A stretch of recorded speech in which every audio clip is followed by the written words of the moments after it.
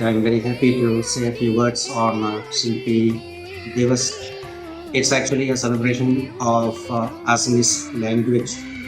Assamese language is what is very close to being one of the cultural languages in India. In fact, if you look at the note, 10 rupee note, the first language that is written at the back is in Assamese. It's a very ancient language. Uh, Although there are many other languages prevalent in Assam, Assam identity is recognized with Assamese language. So I am very proud to be associated with the celebration of Shilpi Divas, and it is my desire that the language continue to develop in all its aspects, and also find cultural expression in art, in music, in dance, in dress, in food, and everything else. I am very proud to be working in Assam, and happy that our school is organizing the Shilpi Divas in a very good way. Thank you.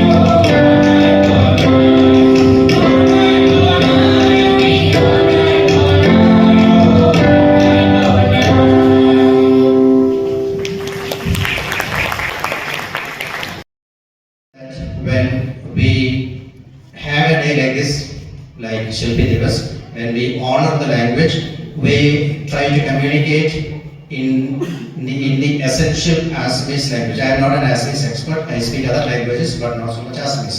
But my request to you all is to preserve the purity of the language and culture. Jyotiprasad আগৰৱালাদেৱৰ স্মৃতিত ছাত্ৰ ছাত্ৰীসকলৰ সাহিত্যিক চেতনাৰ বিকাশৰ উদ্দেশ্যৰ বাবে আজিৰ কবিতা আবৃত্তি প্ৰতিযোগিতা আয়োজন কৰা হৈছে। সকলো প্ৰতিযোগীৰ হৈকে আন্তৰিক শুভেচ্ছা জ্ঞাপন কৰি প্ৰথমগৰাকী প্ৰতিযোগী ঈশিতা শৰ্মাক মঞ্চলৈ আমন্ত্ৰণ জনাইছোঁ। নমস্কাৰ, মোৰ নাম ঈশিতা শৰ্মা। আজি মই আপোনালোকৰ আগত ৰূপকোঁৱৰ জ্যোতিপ্ৰসাদ আগৰৱালাই লিখা কাঞ্চনজংঘা নামৰ কবিতাটি আবৃত্তি কৰিবলৈ লৈছোঁ। কবিতাৰ শিৰোনাম কাঞ্চনজংঘাৰ বুৰঞ্জী।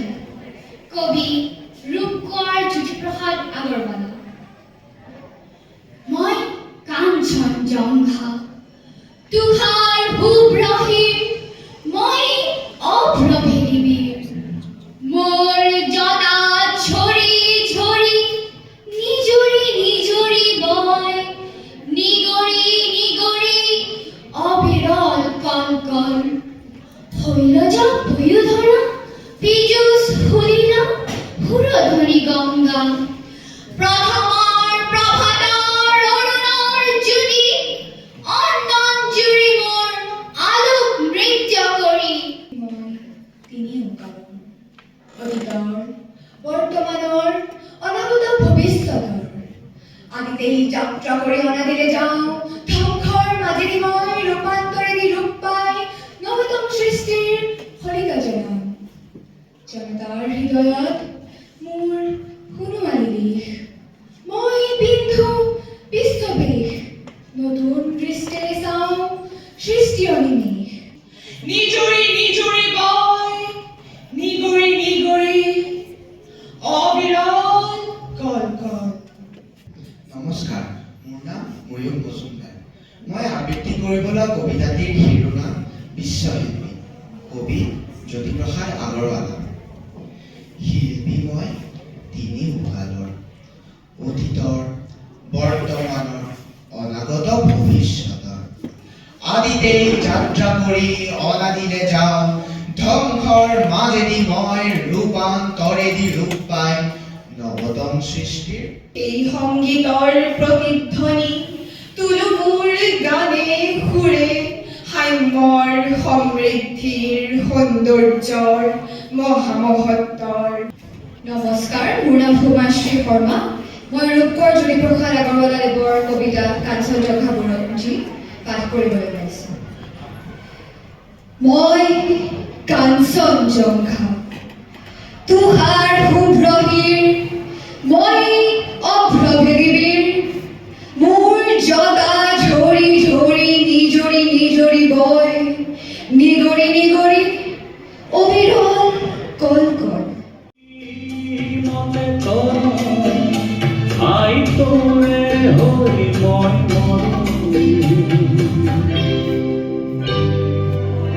বুকু হম হম কৰে উৰাই।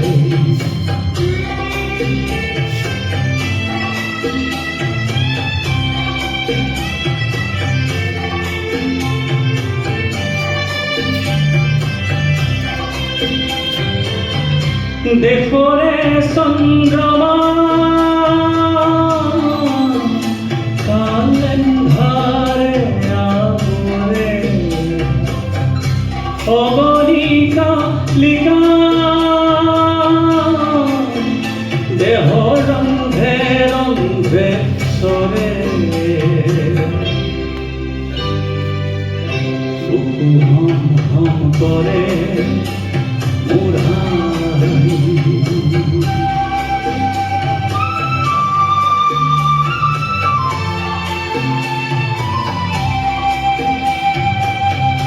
বজ্ৰ সমলিৰ চৌপাশৰে চৌপাশৰে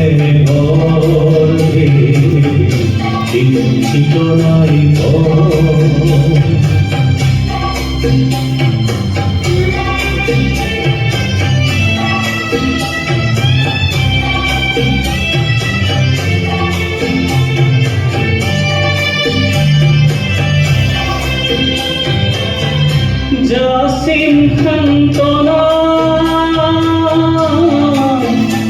আই মুক্তি প্রভাতে হাকিম স্থাপনা আই সুনিষ্টি আহাকে বহু অন্তরে মোনাই কোনে নিগ্রহরে মোরাই পুত্র হই মই কি মতে তনু আই তোরে হই মই মরু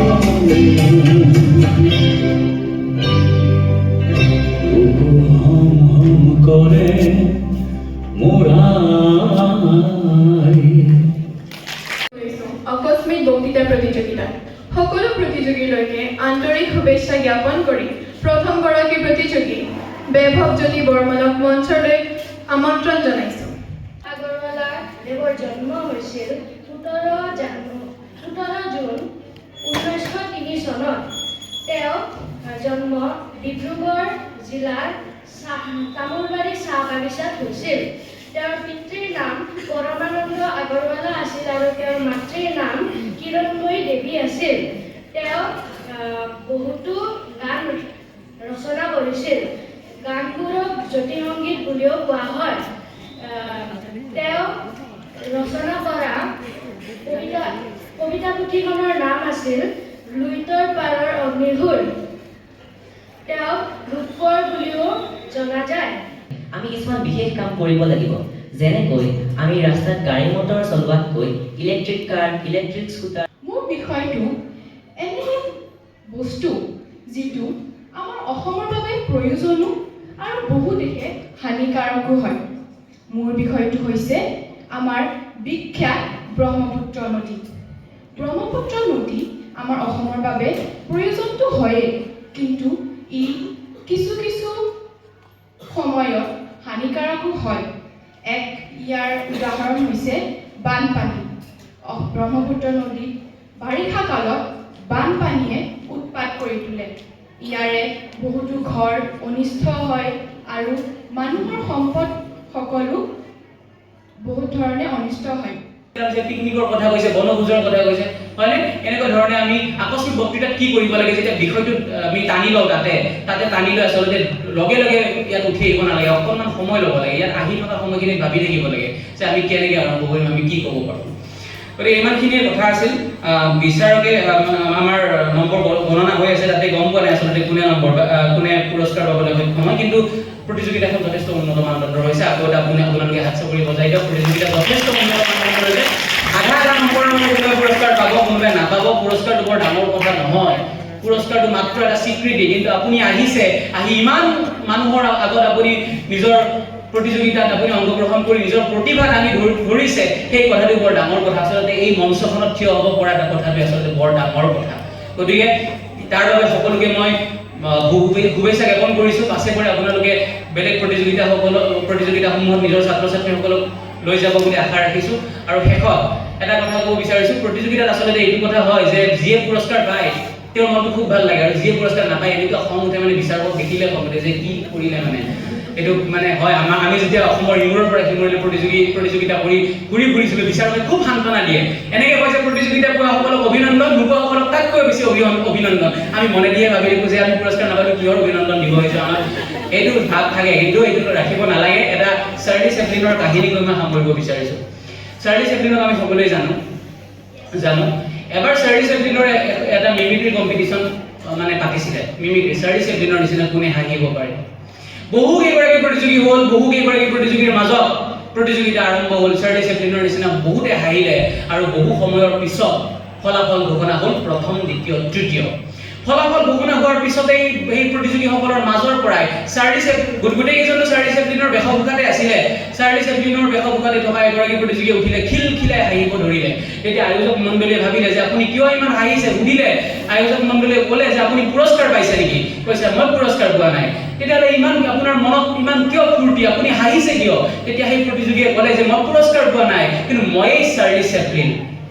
আচলতে চাৰ্লি চেপলিনে নিজৰ মিমিক্ৰি প্ৰতিযোগিতাত নিজেই পুৰস্কাৰ পাবলৈ সক্ষম হোৱা নাছিল। আচলতে প্ৰতিযোগিতাৰ পুৰস্কাৰৰ কথাটো এনেকুৱা ধৰণৰ যে আমি এতিয়াও গম নাপাওঁ যে কোনে পুৰস্কাৰ পাব। দৰ্শকৰ মনত লাগি থকা কথাটো যে এইগৰাকী প্ৰতিযোগী পুৰস্কাৰ পাব লাগিছিল, কিন্তু বিচাৰকে কিবা কিবি বেলেগ কথাটো গুৰুত্ব দিব পাৰে। হয়তো দৰ্শকে বহুতে গম পোৱা নাই যে সেই ভালকে আবৃত্তি কৰা প্ৰতিযোগীয়ে কেইগৰাকীয়ে দুই এটা শব্দ ভুল কৰি থৈছে, দুই এটা শব্দ মাজতে এৰি গৈছে, সেইখিনি কথা আমি গুৰুত্ব দিছোঁ। দুই এটা কাৰিকৰী ভুল কৰিছে, সেইখিনি কথা আমি গুৰুত্ব দিছোঁ। গতিকে প্ৰতিযোগিতাৰ ফলাফলৰ ক্ষেত্ৰত সেই গোটেইখিনি কথা সামৰিহে আমি প্ৰতিযোগিতাৰ ফলাফলটো ঘোষণা কৰিব পাৰোঁ। শেষত সকলোকে পুনৰবাৰ ধন্যবাদ জ্ঞাপন কৰিছোঁ।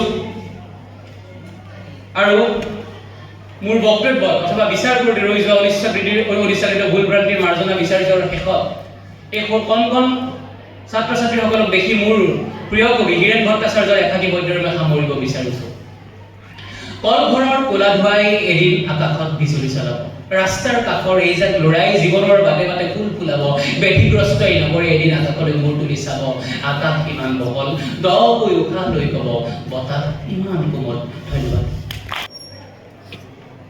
সন্ধিয়াই সন্ধিয়াই বুলি কওঁতে সন্ধিয়াই বিচাৰিছে বেলি বিদায় নাহে। বেলি বিদায় লৈছে মানে এটা উদাসী মনোভাৱ। গতিকে সন্ধিয়াই শব্দটো তুমি বেছি উচ্চ সুৰত নকলে ভাল।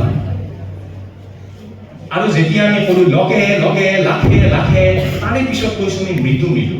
এই লগে লগে লাখে লাখেটো যেতিয়া আমি উচ্চ প্ৰাবল্য হাই পিটছত কৈছিলোঁ, মৃদু মৃদুটোও কিন্তু আমি হাই পিটছত ক'ব নোৱাৰোঁ। কিন্তু মৃদু শব্দৰ অৰ্থটোৱে হৈছে মসৃণভাৱে গুচি যোৱা। গতিকে মৃদু মৃদু বুলি ক'লে সেইটো আৰু আমি মানে নম্বৰ দিবলৈ অপাৰক সেই ক্ষেত্ৰত। গতিকে কবিতা আবৃত্তিৰ বিষয়ে এইখিনিয়ে আছিল। আৰু নবানে ইতিমধ্যে কৈছে যে কবিতা নোচোৱাকৈ গ'লে ভাল, আৰু সেইটো সুখৰ বিষয় যে ইয়াত আটাই মুখস্থ কৰি আহিছে, কিয়নো আবৃত্তি শব্দৰ অৰ্থটো হৈছে স্মৃতি। স্মৃতিৰ পৰা যিয়ে কয় শুদ্ধভাৱে উপস্থাপন কৰে, সেয়াই আচলতে কবিতা আবৃত্তি। এতিয়া আহিছোঁ দ্বিতীয়টো প্ৰতিযোগিতা, এক্সটেম্পৰ স্পীচ, আকস্মিক বক্তৃতা প্ৰতিযোগিতালৈ। ইয়াতো যিখিনি ভুল সেইখিনি মানে ছাত্ৰ ছাত্ৰীখিনি ভুল সেইখিনি ইতিমধ্যেই কৈ গৈছে। তাৰপিছতো এটা কওঁ যে মাইকটো হাতত ধৰিলে অলপ দৃষ্টিগত হয়, আৰু সম্ভৱতঃ এই মাইকটো হাতত ধৰাৰ কোনো প্ৰয়োজন নাছিল, ষ্টেণ্ডাৰ্ড দিয়া আছিল তাত। আৰু মাইকটো ওখ কৰা চাপৰ্ট কৰা এই ষ্টেণ্ডাৰ্ড দিয়া আছিল। গতিকে সেই ব্যৱহাৰটো তোমালোকে চালে ভাল। তাৰে পিছত এজন প্ৰতিযোগীয়ে ধুনীয়াকৈ আৰম্ভ কৰিলে, কিন্তু মাজত ক'লে চব বস্তু, ঘৰত ক'ব পাৰোঁ আমি চব বস্তু দিছি, কিন্তু ইয়াত সকলো বস্তু বুলি ক'লে ভাল। কাবাক বুলি ক'লে, কাৰোবাক বুলি ক'লে ভাল। মঞ্চত যেতিয়া আমি কওঁ আমি মান্য ভাষাত ক'লে ভাল। তাৰপিছত ক'লে ক্লাছ চাছ, শ্ৰেণীকোঠা শ্ৰেণী এই শব্দটো ব্যৱহাৰ কৰিলে ভাল। তাৰে পিছত এজনৰ হাতত কৈছে, মই নামটো নকওঁ, টিফিন। তেওঁ যিখিনি কথা কৈ গ'ল, তেওঁ টিফিন বক্সৰ কথা কৈ গ'ল। টিফিনৰ ৰং এনেকুৱা, আমি বিভিন্ন ধৰণৰ টিফিন থাকে আমি লৈ যাওঁ, কিন্তু টিফিন শব্দৰ যিটো আভিধানিক অৰ্থ, সেই খাদ্যখিনিক টিফিন বুলি কয়। খাদ্যখিনি যিহেৰে আমি লৈ যাওঁ সেইখিনি টিফিন, সেই বস্তুটো টিফিন বক্স বুলি কোৱা হয়, অসমীয়াত টিফিন বাকচ বুলি ক'ব।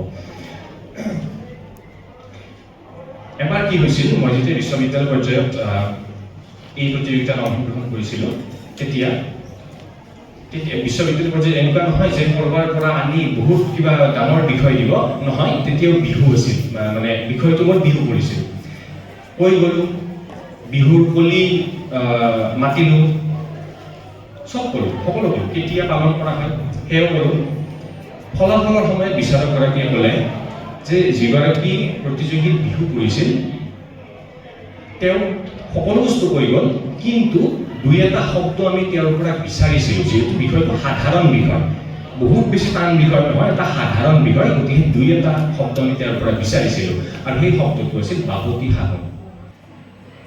So first, I'm announcing the results of poem recitation, and we will start from the consolation prize.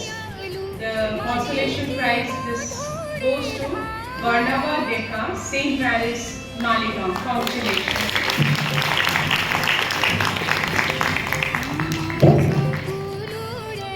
Then it is Umashri Sharma from Bosco School, poem recitation.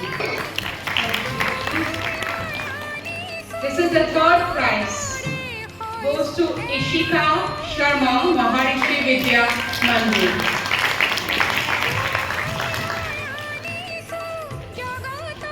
Mrigana Das, Gurukul Senior Secondary School. Second prize. Congratulations. And the first prize goes to Tritimoni Das, Guwahati Public School.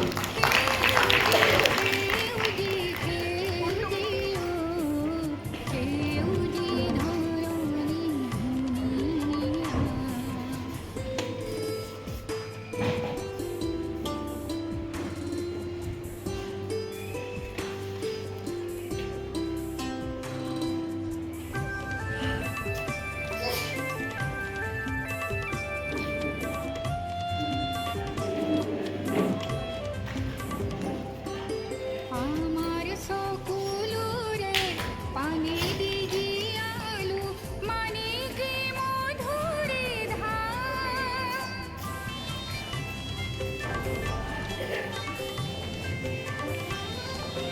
আমার সকুলুরে পানি দিঘি আলু মানিকে মধুরে ধার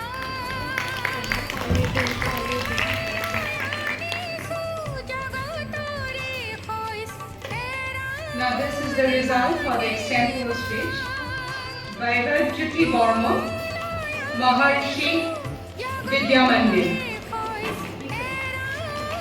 You please, it's a consolation prize, you please all clap for him. Bhargavi Sharma, this is also for consolation prize, St. Mary's School, Maligaon. You clap it loudly. Yeah, this is good. Jyoti Sharma, Sarla Leela Gyan Jyoti, third prize. Loudly. This is the second prize for Divya Pratim Bhagavati Srimanta Shankar Academy. And the first prize goes to Sanskrita Mahanta, Don Bosco School, Guwahati. Sanskriti, sorry.